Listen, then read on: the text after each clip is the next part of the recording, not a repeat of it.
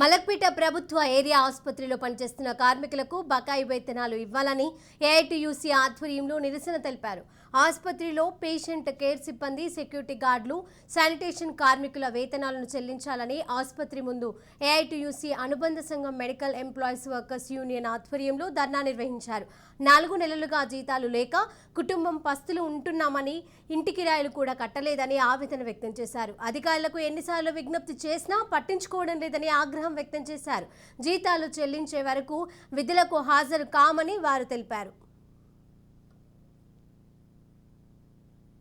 జీతాలు సరిగ్గా అసలు మలక్పేట ఏరియా హాస్పిటల్లో మాకు పిల్లలకి ఇబ్బంది అవుతుంది, ఇంటి కిరాయిలకు ఇబ్బంది అవుతుంది. 3 నెలల నుంచి అసలు జీతాలు లేవు. మాకు ఎవరు పట్టించుకునేటోళ్ళు కూడా లేరు. మాకు ఇక్కడ అసలు ఎవరు పట్టించుకుంటలేరు. మాకు 3-4 నెలల నుంచి మాకు జీతాలు లేవు. చాలా ఇబ్బంది అవుతుంది. మాకు అందరం చిన్న పిల్లల్ని అందరూ వదిలేసి వచ్చి మేము పని చేసుకుంటూ అసలు ఎవరు సార్లు అసలు ఎవరు పని చేయించుకుంటారు కానీ అసలు జీతం విషయంకి వస్తే ఎవరు మాట్లాడతలేరు.